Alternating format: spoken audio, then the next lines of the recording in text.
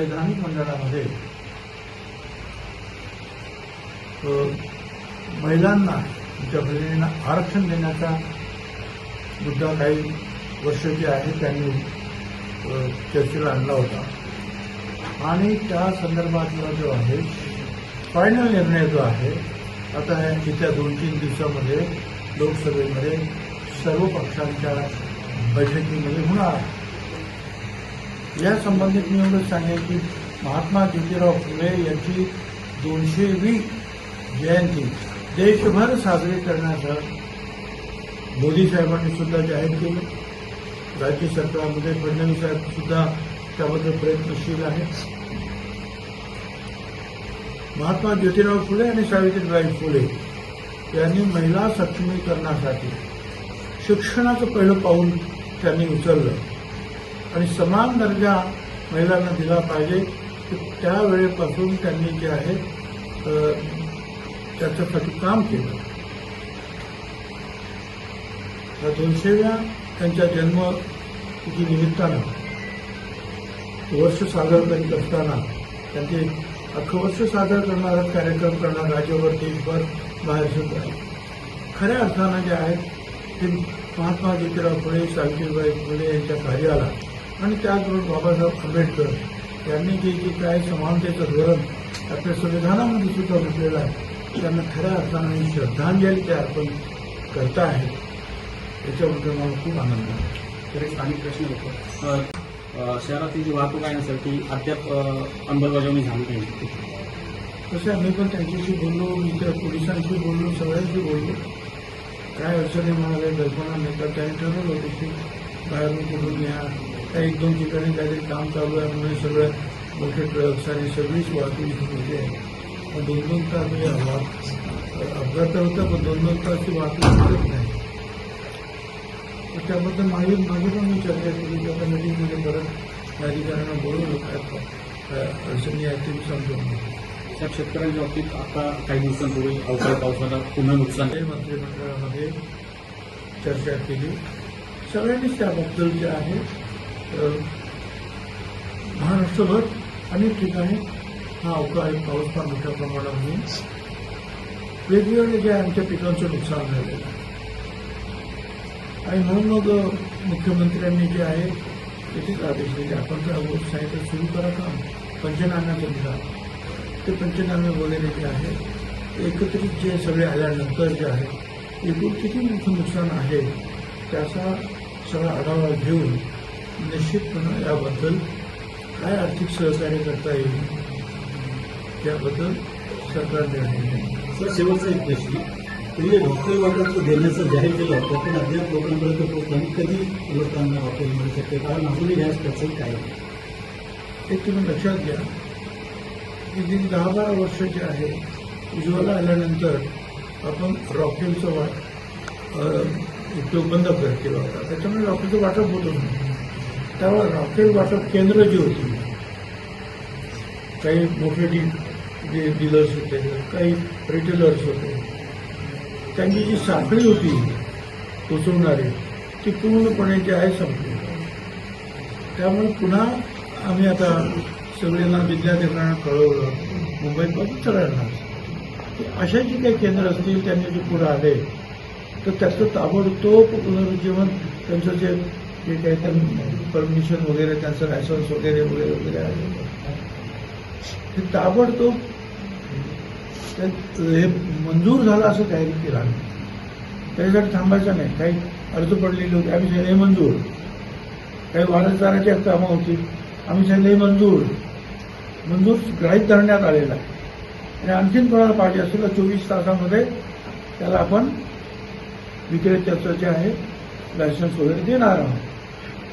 जवळ 101 डीलर्स जे आहेत या बाबतीमध्ये महाराष्ट्र पुढे आले आणि त्या ठिकाणी जे आहे रॉकेल वाटपाचं काम सुरू झालं. रॉकेल आहे पण वाटप करण्यासाठी जी यंत्रणा जी आहे ते उभी राहते. Thank you sir. थँक्यू. त्याच्यानंतर आता एक मोठी कंपनीमध्येही सेक्स स्कॅन्डल बाहेर आलेलं आहे. नाशिकमध्ये चाललं तरी त्या खराब नाही खरोखरच नाशिकचं नाव खराब करून टाकले आणि त्याच्यामध्ये आता हे एक एक काहीतरी कुठच्या तरी कंपनीचं सुद्धा आम्ही मीडियामध्ये वाचलो. नाशिकच्या अवित्र्याला म्हणून आपण तेव्हा पहिल्यापासूनच कुंभमेळा इथं येतो गोदावरी तिथे आहे, नदी रामकुंडामध्ये असते, जगातून लोक येतात अस्थि विसर्जन. सगळ्या पवित्राला कुठेतरी धक्का लागल्यासारखं वाटायला लागलं की हे जे आहे अशा गोष्टीमुळे जे आहे लोकांच्या मनामध्ये जे आहे एक वेगळी भावना निर्माण होते, उच्चतेची भावना निर्माण होते.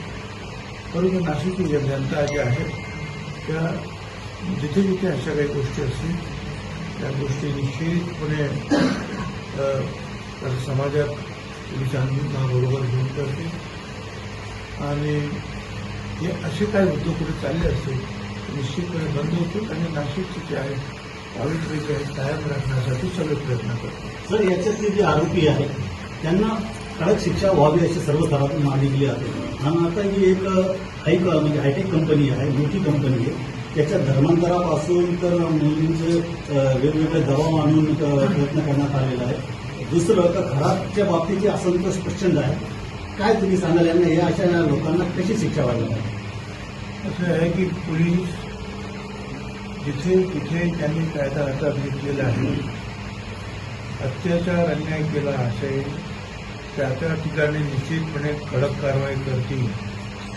त्याच्यामध्ये कुठला धर्म कुठलं कर्म काहीही बघितलं जाणार नाही. त्यांनी चुकीचं काम केलं त्याबद्दल निश्चितपणे पोलीस त्यांच्यावर कारवाई करतात. त्याच्याबद्दल अजिबात शंका असण्याचं काहीही कारण नाही. सर हिंदी में रहेगा. मी सर्वप्रथम जे आहे काँग्रेस पक्षानं जे आहे बारामतीच्या या निवडणुकीमध्ये माघार घेतली त्याबद्दल त्यांचे मी खूप आभार मानतो. या संदर्भात प्रयत्न सुरू होते. स्वतः उपमुख्यमंत्री सुनेत्राताई या सुद्धा खरगे साहेबांशी बोलल्या. त्यानंतर आमचे काही आमदार मंत्री या हर्षवर्धन समाजाचे अध्यक्ष आहेत महाराष्ट्राचे, त्यांच्याकडे गेले. मी स्वतः त्यांना फोन केला, त्यांना विनंती केली आणि मग त्यांनी जे आहे त्या विनंतीला मान देऊन त्या निवडणुकीने माघार घेतली. त्याबद्दल काँग्रेसच्या नेते सोनिया गांधी, राहुल गांधी, खरगे साहेब, हर्षवर्धन त्या सगळ्यांचे ज्यांनी माघार घेतली ते उमेदवार त्या सगळ्यांचे पुन्हा एकदा आभार मानतो. आता एकदा त्यांनी निवडणुकीतून माघार घेतली याचा अर्थच असा आहे की त्यांनी रस्त्यात म्हणून मोकळा करून दिलेला आहे. त्यामुळे साहजिकच ही मतं जी आहेत आता सुरेंद्रताई पवार यांच्या घड्याळावर जी आहे ती मतं पडणार आहे. आता लेटेस्ट मला काही माहिती नाही, परंतु जय पवार जे आहे ते स्वतः बारामतीमध्ये बसून लोकांची समजूत काढून अनेक जणांच्या उमेदवारा भागी घेण्यासाठी त्यांनी प्रयत्न सुरू होते. कार्यकर्त्यांनी प्रयत्न सुरू केले. साधारणपणे मला असं वाटतं की 2च्या दरम्यान त्यांच्याशी बोलून तोपर्यंत जो 18-20 लोक त्याने उमेदवारी दाखल केली नाही त्यांनी माघार घेतलेली होती आणि त्यानंतरही ती प्रक्रिया जी आहे ती सुरू होती. एकूण काय तर मोठे जे पक्ष ज्यांना आपण म्हणता येईल राज्य व्यापी किंवा देशव्यापी काँग्रेस त्याची सगळीच आहे. काँग्रेस आहे, पवारसाहेबांनी आणि सुप्रियाताईंचं सुरुवातीलाच जाहीर केलं की आम्ही काही उमेदवार उभं करणार नाही. उद्धवजी ठाकरे यांना स्वतः सुरेंद्रतांनी फोन केला आणि सांगितलं की यावेळेला निश्चितपणे आम्ही तुमच्या बरोबर आहोत. मी स्वतः मी तो विचार करून काहीच आवश्यकता नाही, या कामासाठी काही नको, कारण अगदी मोकळेपणाने आम्ही तुमच्याबरोबर आहोत. काँग्रेसचा पक्ष होता तो सुद्धा बीजेपीचे जे आहे नेत्यांनी सुद्धा पाठिंबा दिला. मुख्यमंत्री स्वतः पाठीशी उभे राहिले. एकनाथ शिंदे फॉर्म भरण्यासाठी आले, चंद्रशेखर बावनकुळे फॉर्म भरण्यासाठी आले, रामदासजी आठवले यांनी पाठिंबा दिला, जानकर यांनी पाठिंबा दिला, हाके निवडणूक वगैरे राहते त्यांनी माघार घेतली. एकूणच की सगळ्यांनी जवळपास जे आहे पाठिंबा दिलेला आहे आणि त्या मी या सगळ्यांचाच आभार मानतो. सर निवडणूक सगळीकडे